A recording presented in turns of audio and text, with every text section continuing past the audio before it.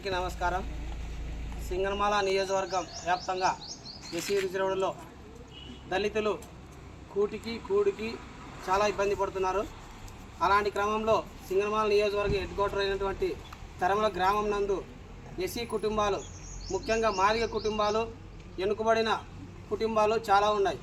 ఈ క్రమంలో ఎప్పుడో స్వతంత్రం వచ్చిన తర్వాత 1985లో ఇందిరమ్మ హయాంలో 3 సెంట్లు స్థలం అప్పట్లో ఇచ్చి ఇల్లు నిర్మాణం చేశారు.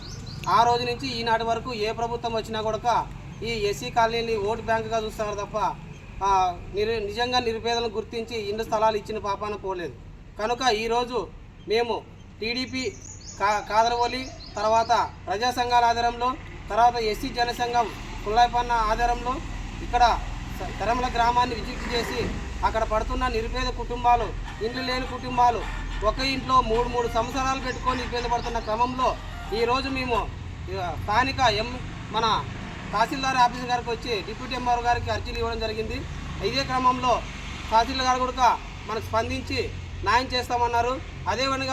అదేవిధంగా ఈ ఇండ్ల నిర్మాణము, ఇండ్ల స్థలాలు జరిగిపోయేంత వరకు మా ఎంట టీడీపీ నాయకులు మా ఎంట ఉండాలని చెప్పేసి, అలాగే ఈ నిరుపేద కుటుంబానికి న్యాయం చేయాలని చెప్పేసి ఈ ప్రజా సంఘాల కూటమి ప్రభుత్వాన్ని వినియోగించుకోవడం కూడా జరుగుతుంది.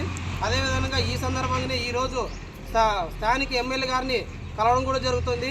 స్థానిక ఎమ్మెల్యే గారు కూటమి ప్రభుత్వం వచ్చిన తర్వాత ఎన్నో మంచి పనులు చేస్తున్నారు. కాలువ నిర్మాణాలు అయితేనేమి, తర్వాత పంట నిర్మాణాలకైతేనేమి, తర్వాత హాస్టలు, తర్వాత గురుకుల పాఠశాలలు, ప్రతి ఒక్కటి కార్యక్రమంలో ముందుకు దూసుకువెళ్తున్నారు. అదే క్రమంలో ఈ ఎస్సీ కుటుంబాలను కూడా గుర్తించి వాళ్ళకి సరైన వసతులు కల్పిస్తూ, మౌలిక సదుపాయాలు కల్పించి ప్రతి ఒక్కరికి కూడు, నీడ, విద్య, వైద్యం చాలా అవసరము. ఇది దృష్టిలో పెట్టుకొని మేడం గారు కూడా సహకరించి సపరేట్ కాలనీ అక్కడ ఏర్పాటు చేసి ప్రభుత్వ భూమి ఏదైతే ఉందో స్థానిక ఎంఆర్ఓ గారికి తెలియజేసి వెంటనే అమలు చేయాలని చెప్పేసి మేము డిమాండ్ చేస్తున్నాము, కోరుతున్నాము కూడా. ఈ కార్యక్రమానికి సహకరించిన కుల్లాయిపన్న గారికి, టీడీపీ నాయకులు కాదరవల్లి గారికి, తర్వాత నజీర్ గారికి ధన్యవాదాలు చేస్తూ జై భీమ్, జై భారత్.